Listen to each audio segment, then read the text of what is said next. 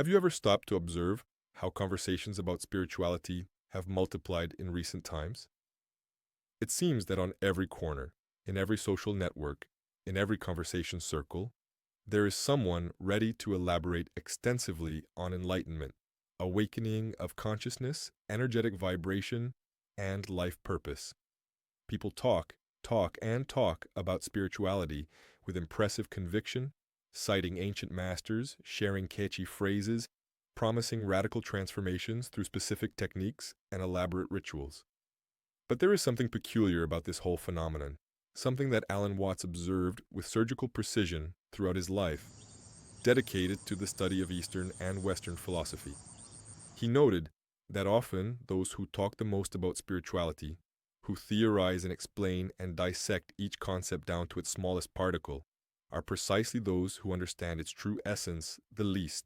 And this is not a petty criticism or an arrogant judgment, but rather a profound observation about the paradoxical nature of spiritual knowledge and how the human mind tends to transform living experience into dead dogma. The central question here is not about the quantity of accumulated knowledge or how many sacred books someone can recite from memory. It is not about devaluing study or the sincere quest for understanding. What Alan Watts was pointing out is something much more subtle, and at the same time, much more obvious when you can see it.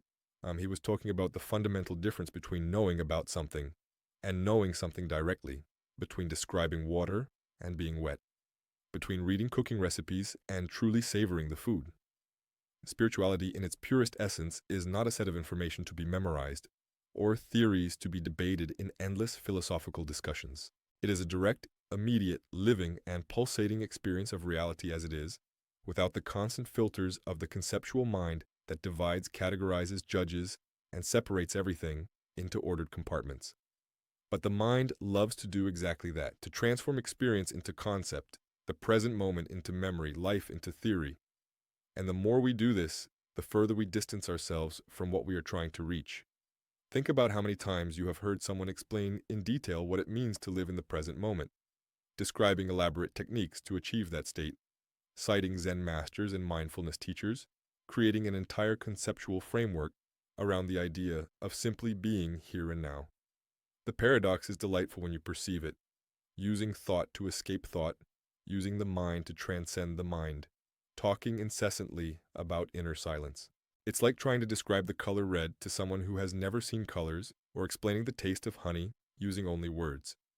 You can create extremely elaborate descriptions, even poetic ones, but in the end, the person will only truly know what red is when they see it with their own eyes. They will only know honey when they taste it. And that is exactly what happens in the field of spirituality. People build magnificent castles of words and concepts, complex systems of beliefs and practices, hierarchies of spiritual development, but all of this may very well be just more mental construction, more layers of abstraction between you and the raw, naked reality that is right here, now, has always been, and always will be. Alan Watts had a particular way of exposing this contradiction. He himself was someone who talked a lot about spirituality, gave lectures, wrote books, explained complex concepts of Zen Buddhism, Taoism, Hinduism to Western audiences. But he did this with full awareness of the inherent paradox in what he was doing. He knew he was using words to point to something beyond words, using concepts to indicate something beyond the conceptual mind. And he often warned his listeners and readers about this fundamental trap, the trap of confusing the map with the territory, of believing that intellectually understanding a spiritual teaching is the same as realizing that teaching in one's own life. You can know everything about meditation without ever having experienced a moment of true inner stillness. You can talk for hours about detachment while being completely trapped by your preferences and aversions. You can recite the Tao Te Ching by heart and still live in constant resistance to the natural flow of life. The problem is not in speaking itself, but in the illusion that speaking replaces being. When someone truly understands spirituality, when there is a direct perception of the nature of consciousness and the interconnection of all things, that person often becomes less interested in proclaiming their understanding to the four winds. Not because they are arrogant or exclusive, but simply because they realize that words are poor tools for conveying what has been seen. It's like someone who has experienced a vivid dream and then tries to describe it. The words always fall short of the real experience. So there is less urgency to convince, less need to prove, less investment in being right about doctrines and interpretations. There is more silence, more simple presence, more natural manifestation of that understanding in the way one lives, not in the way one talks about living. And here we come to a crucial point that Alan Watts emphasized repeatedly. Genuine spirituality is not about adding more knowledge, more practices, more concepts to your life.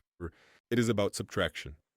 It is about seeing through the layers and layers of conditioning, beliefs, assumptions, and narratives that you have built about yourself and the world. The people who talk the most about spirituality are often in the additive phase, accumulating information, collecting techniques, adopting increasingly elaborate spiritual identities. They become specialists in esoteric terminology, knowledgeable about obscure traditions, practitioners of sophisticated methods. And all of this may have its value, certainly, but it can also become just another form of ego, another way for the mind to strengthen and consolidate itself, only now using spiritual language instead of material. If you have enjoyed this reflection so far, if something has resonated with you, please consider subscribing to the channel to continue this journey of questioning and discovery. Leave in the comments which city you are watching us from. We love to know where the people who share this quest for deeper understanding are located. And if you could leave your like, that helps a lot to bring this content to more people who may benefit from these ideas. So what to do with this perception? If talking about spirituality can be a trap, if accumulating spiritual knowledge can be just another form of distraction, what is the path? Alan Watts would say that this very question is already part of the problem. We are always seeking the path, the method, the correct technique, the right words that will finally take us where we want to go. But what if there is nowhere to arrive? What if you are already exactly where you need to be, but simply cannot see it because you are too busy looking for something different? The mind loves to create problems so that it can then solve them, to create quests so that it can engage in them. And the spiritual quest can easily become just another one of those elaborate distractions that the mind creates to avoid the simple fact of being alive, here and now, without any particular agenda. Observe how it works in practice. Someone discovers spirituality, perhaps through a book, a teacher, a personal crisis that opens a crack in previous certainties. There is an initial moment of insight, a fresh perception that there is more to life than the mechanical routine that has been followed. That moment is genuine, alive, transformative. But then what usually happens? The mind kicks in. It wants to capture that moment, systematize it, turn it into something that can be repeated and controlled. Then the studies begin, the practices, the attempts to recreate that initial experience through deliberate effort. And the more one studies, the more one accumulates an identity as a spiritual seeker. Now, you are not just a person living your life, you are someone on a spiritual journey, someone working on themselves, someone evolving towards some improved future state. And with that identity comes naturally the impulse to talk about it, to share your knowledge, to help others who are behind you on the path. But see what has happened in the process. That initial moment of direct insight has gradually been replaced by a belief system about spirituality. The living experience has been embalmed in concepts, and now you have a lot to say about spirituality, precisely because you have distanced yourself from the direct experience and entered the realm of ideas about the experience. Those who understand spirituality the least are often the ones who talk the most about it because they have replaced being with knowing about. They can describe, in minute detail, the various stages of awakening consciousness without ever having genuinely experienced even the first stage. They can debate philosophical subtleties of different traditions without having the direct perception that gave rise to all those traditions. It's like studying music theory intensively, knowing all the scales and chords and rules of composition, but never actually play an instrument or let yourself be moved by music. Alan Watts frequently used the metaphor of a finger pointing to the moon. Spiritual teachings, sacred scriptures, the words of masters are like the finger pointing to the moon. Their function is to direct your attention to something beyond themselves. But what usually happens is that people become so fascinated with the finger, studying its shape, its color, its precise angle, debating which finger points better, that they completely forget to look at where the finger is pointing. The moon becomes invisible while all attention is focused on the finger. And then entire schools of thought emerge dedicated to analyzing fingers. Finger specialists, heated discussions about which tradition has the best finger. All of this completely misses the point. which is simply to look at the moon. And the moon, in this metaphor, is what exactly? It is direct, unfiltered, unconceptualized reality. It is the immediate perception of being alive, of existing, of being consciousness, experiencing itself through this particular form. It does not require special vocabulary. It does not depend on you having read the right books or practiced the correct techniques. It is available right now, at this very moment, if you simply stop searching for it and allow it to be. But this is frightening for the mind because it means there is nothing to do, no self-improvement project to engage in, no future goal to achieve. And the mind exists to project itself into time to create problems and solutions. So it strongly resists this radical simplicity and instead creates increasingly complex systems of spiritual practice that keep you busy, that maintain the illusion that you are progressing toward something. The people who talk the most about spirituality are often caught in this loop. They have accumulated vast amounts of spiritual information, can quote masters from all traditions, know esoteric practices from ancient cultures, have formed opinions about which path is superior. And all of this becomes a kind of armor, a fortified identity as a spiritually advanced person. But identity is precisely what true spirituality questions. Not to replace one identity with another better one, but to see through the very mechanism of identification, to realize that you are none of the stories you tell about yourself, including the story of being a spiritual seeker. This realization does not come from more study, more accumulation of knowledge. It comes from a radical inversion of attention, from looking not at objects of consciousness, but at consciousness itself, not at experiences, but at the one who experiences. And when this inversion happens, even if for a brief moment, there is an immediate recognition that everything you were seeking was already present. It was not hidden in some altered state of consciousness, accessible only through advanced practices. It was not in the pages of ancient texts waiting to be deciphered. It was here, too obvious to be noticed, too simple to be believed. You were looking for water while swimming in the ocean, looking for air while breathing, and all the complex language of spirituality, all the technical vocabulary, all the elaborate descriptions of states and stages. All of this can have its usefulness, but it can also completely obscure this fundamental simplicity if not used with great care and awareness of the paradox involved. Alan Watts was particularly skilled at dismantling these conceptual traps. He could sophisticatedly explain Zen Buddhism and then immediately point out that everything he had just said was, ultimately, nonsense, that words do not capture the thing itself. He maintained this lightness, this humor, this ability not to take himself too seriously, even while discussing the deepest themes. Because he understood that genuine spirituality is not serious and solemn, it is not about adopting a spiritual posture, a special voice, a heavy seriousness. It is about freedom, lightness, the ability to dance with life without constantly clinging to some formula of how things should be.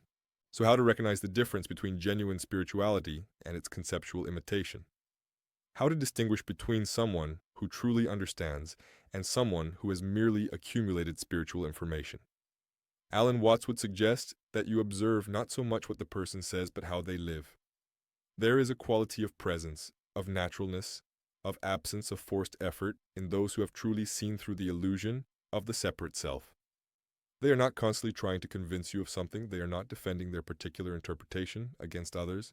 They are not presenting themselves as especially enlightened or advanced. There is a simplicity in the way they relate to life, an acceptance of what is without constant resistance and judgment. And paradoxically, these people often talk less about spirituality because they do not need the validation that comes from identifying as spiritually developed. This does not mean that study and reflection have no value. Alan Watts dedicated his life to studying and communicating philosophical and spiritual ideas. The point is not that we should stop reading, learning, discussing, and exploring these deep questions of human existence. The point is to always keep in mind the distinction between the map and the territory, between the words and what they point to. When you read a spiritual text or listen to a teaching, the question should not be how much knowledge you can extract and store, but whether something in those words resonates with your own direct experience, whether something points you back to the lived reality instead of taking you deeper into the world of concepts. The words should be like thorns used to remove other thorns, and then both discarded, not collected in precious boxes. Spirituality that gets lost in words often becomes a kind of escape, an elaborate fantasy that replaces the direct confrontation with reality as it presents itself. It is easier to imagine elevated states of consciousness, talk about enlightenment, study the experiences of others, than to truly be present with the mess of real life, with difficult emotions, with the practical challenges of everyday life. True spiritual practice is not about escaping to transcendent realms, but about bringing full awareness to this realm, this life, this body, these exact circumstances. And this is hard work that does not yield good stories to tell in spiritual circles, surrendering to the present moment, accepting what is without resistance, acting from clarity instead of conditioned patterns. All of this is completely non-dramatic. There is nothing special or exotic about it, and for that reason, it is often overlooked in favor of more elaborate practices and more complex theories. The people who talk the most about spirituality, in Alan Watts' observation, are often those who are still very invested in being seen as spiritual, in proving to themselves and others that they are on the right path, that they understand deep things, that they have reached elevated levels of development. All this investment is ego disguised as spirituality. It is the same quest for status and recognition that operates in all other domains of life, only now using spiritual language. And the more you are caught in this dynamic, the more you need to talk about spirituality to maintain the identity, to reinforce your position, to feel special and different.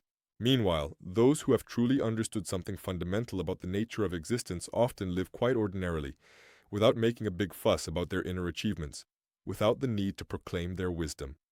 This does not mean that we should judge or despise those who are in the phase of talking a lot about spirituality. Everyone goes through different phases, and perhaps it is necessary to go through this phase of accumulation and enthusiastic expression before a quieter maturity can emerge. The danger lies only in getting stuck in this phase, in confusing the phase with the destination, in believing that mastering the language of spirituality is the same as realizing its essence. Alan Watts would say to keep a sense of humor about all of this, not to take your own spiritual quests with deadly seriousness.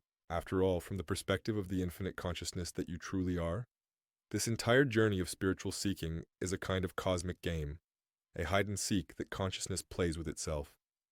You pretend to be lost so you can find yourself. You pretend to be asleep so you can awaken. You create the problem so you can solve it. And perhaps the greatest insight of all is that there is really no problem to be solved. This is the hardest realization to accept, because it completely dismantles the structure of spiritual seeking. If there is no problem, if you are already what you are seeking, if the separation between you and the divine never existed except as thought, then the entire spiritual journey has been based on a fundamental misunderstanding. And recognizing this is not the end of the journey, but its true beginning. No longer as a quest for something absent, but as a celebration of what has always been present. More as an effort to become a better person, but as a relaxation in what you already are when all the masks fall. And from this place of recognition, if you speak about spirituality, your words have a different quality. They are not trying to prove anything. They are not building an identity. They are not trying to convince. They are simply a spontaneous sharing, like someone who has seen a beautiful landscape and naturally wants to point it out for others to see as well. The people who talk the most about spirituality are often the ones who understand the least, because they are still in the phase of building understanding from the outside, accumulating pieces of a puzzle that they imagine will one day form a complete picture. But those who have genuinely understood have realized that there was never any puzzle. There were never separate pieces waiting to be put together. There is only this living, pulsating, undivided reality happening now. And any description of it, including this one you are reading now, is at most a finger pointing, not the moon itself. So use words when they are helpful, study when study serves, practice when practice supports awakening. But never confuse any of this with the real thing, which is the simple fact of being conscious, of existing, of being life living itself through this particular form that you call you. And with that, we come to the end of this reflection based on the deep insights of Alan Watts about the paradoxical nature of the spiritual quest. If these words have touched something in you, if you feel there is value in continuing to explore these questions together, please subscribe to the channel. Leave in the comments which city you are watching from. We want to get to know you and know where our community is. And if you can leave your like, it helps immensely to expand the reach of these ideas to more people who are seeking authenticity in their spiritual journey. Thank you for being here, for your attention and openness.